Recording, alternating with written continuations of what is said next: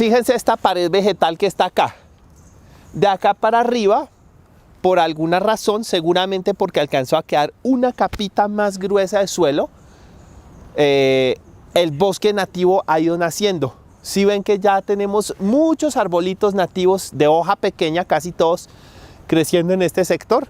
Ya en algunos casos tenemos arbolitos que pueden tener por ahí unos 3 o 4 metros de alto. Hay tuno esmeraldo, está el tominejero. Tenemos allá una ramita de un camargo que está saliendo, allá hay una rayán, incluso hay una enredadera colgando de ese árbol que es la Passiflora bogotensis, como un primo de las granadillas. Entonces tenemos ya el bosque nativo poco a poco empieza a recuperarse. Estos son fácilmente unos 30 años de recuperación de vegetación. Para que un arbolito en 30 años, desde que un pájaro lo sembró, haya podido subir solamente 4 metros, quiere decir que están creciendo lento, muy, muy lento. Y eso es porque el suelo no tiene mucho que ofrecerles. Entonces los arbolitos están fabricando su propia comida, están generando un compost en el suelo y poco a poco eso va fertilizándose más y más año tras año. Y si ustedes vuelven acá dentro de otros 20 años, van a encontrar que esto tiene otro poco de metros más de altura. Y finalmente, pues los arbolitos podrán alcanzar 10 o 15, que es lo que debería tener el bosquecito en este sitio. El eucalipto, lo que más se está robando acá, fíjense que el eucalipto deja pasar mucha luz, precisamente por ser un árbol muy alto y las hojas las tiene, miren que no las tiene horizontales sino verticales. El eucalipto no bloquea mucho el sol, el pino sí, y el eucalipto tampoco bloquea el agua, lo cual es bueno y malo. No bloquea el agua de lluvia, o sea, casi toda el agua que llueve cae al suelo, pero quiere decir que el impacto con el que cae es fuerte. De todos modos, el eucalipto sí fabrica una capa de hojarasca, de palos que ayuda a frenar la erosión. Hay que recordar que estos eucaliptos fueron sembrados en un suelo pésimo, ¿no? No es que el suelo esté malo porque hay eucaliptos, sino estaba muy malo y en vez de pensar nosotros que había que recuperarlo usando plantas pequeñas, nativas, nosotros decidimos traer árboles gigantes australianos. Se nos ocurrió que lo chévere era tener árboles y la razón de los sembrados es un poco que los arbustos están subvalorados. Nosotros siempre que pensamos, vamos a cuidar la naturaleza, sembremos un árbol, nunca decimos sembremos un arbusto.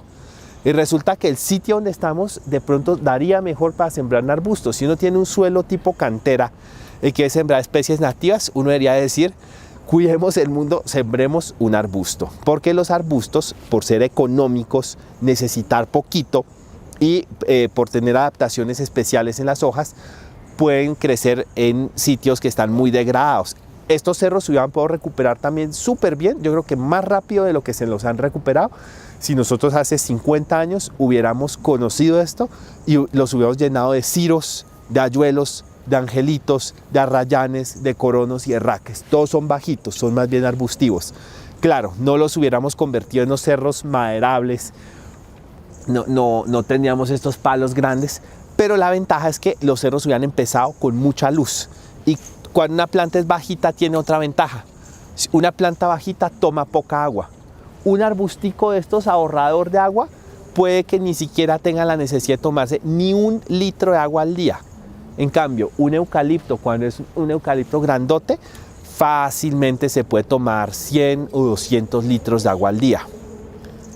Eso es económico para el tamaño del árbol, porque un árbol amazónico que tuviera ese mismo tamaño de eucalipto se está tomando el doble o el triple de agua. Los eucaliptos, para lo gigantes que son ahorrativos, pero sin importar que son ahorrativos, ese eucalipto se está tomando pues sus buenos 100 litros de agua al día, de pronto 200, y el de lado también, y el de lado también, y el de lado también.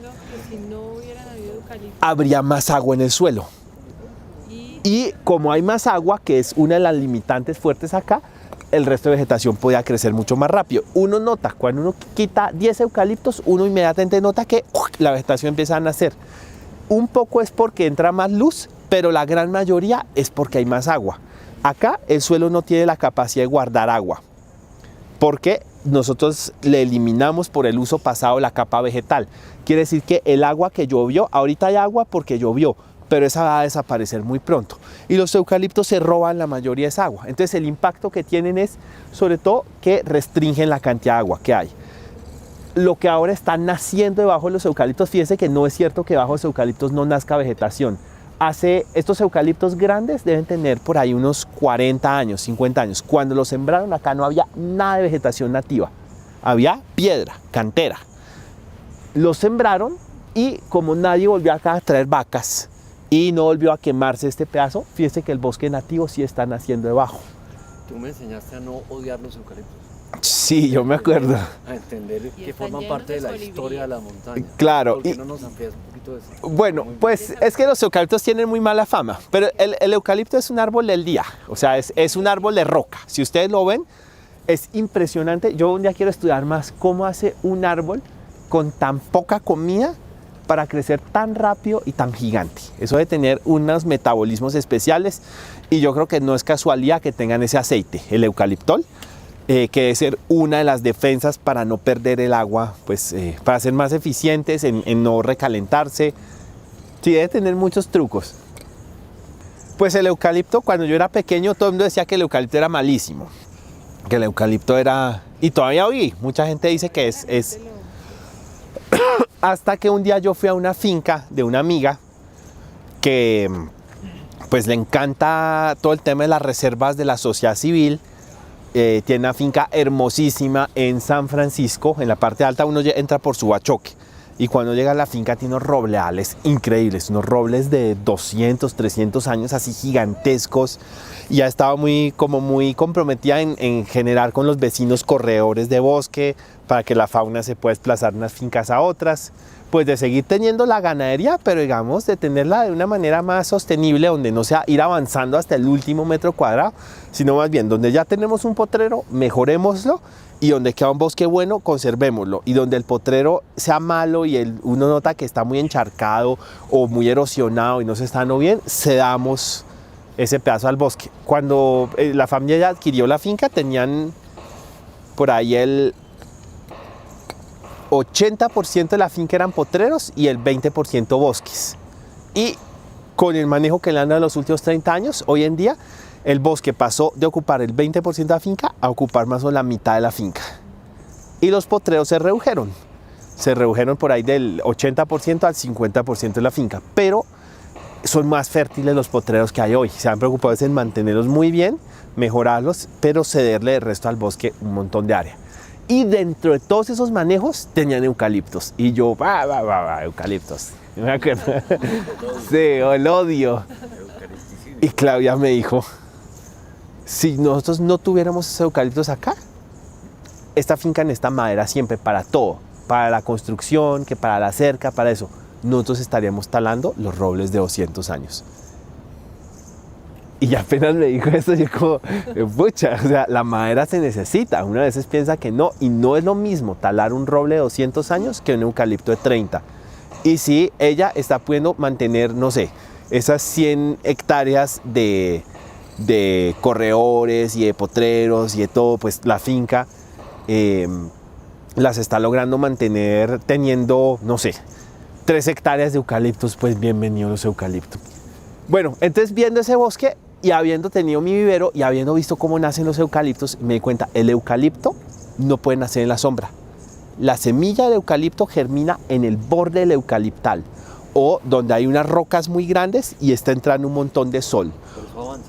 El eucalipto va caminando hacia el potrero. Cuando ustedes ven una finca que tiene una eucaliptera y un potrero, ustedes ven que el borde del eucalipto, la raíz del eucalipto y las hojas acidifican el suelo y lo van preparando como para que el pasto crezca menos bueno y ahí es donde van naciendo las semillas de eucalipto. Pero acá en la sombra búsquense una plántula de eucalipto. Bueno, ahí se ven unas, tal vez porque hubo una tala de árboles o porque logró salir uno, pero realmente ustedes ven cómo crecen esos arbolitos, crecen mal, crecen despacito.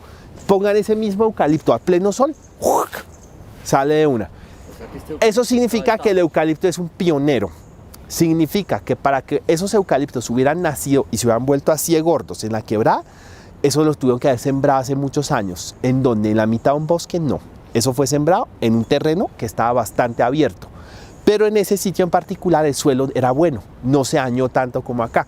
Y entonces los eucaliptos crecieron enormes y cuando el suelo no está dañado, el bosque nativo el eucalipto mató el pasto, que era como la limitante que impedía que el bosque nativo creciera, y el bosque nativo empezó a nacer debajo de los eucaliptos.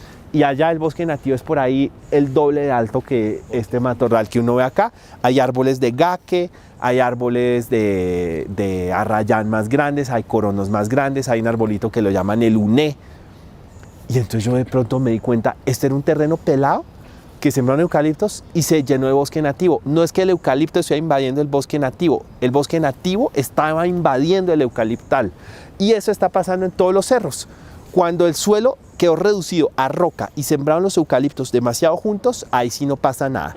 Y tendrá que pasar mucho tiempo hasta que los eucaliptos empiecen a caer o alguien los tale para que pueda recuperarse. Pero cuando los eucaliptos están un poco más separados y cuanto más viejos sean y más tiempo pase y más suelo se acumule, es un proceso ya irreversible que el bosque nativo va a ir avanzando y metiéndose abajo de los eucaliptos. Y los eucaliptos van a quedar como árboles grandes del dosel, si los dejamos de pronto. O sea que los eucaliptos pueden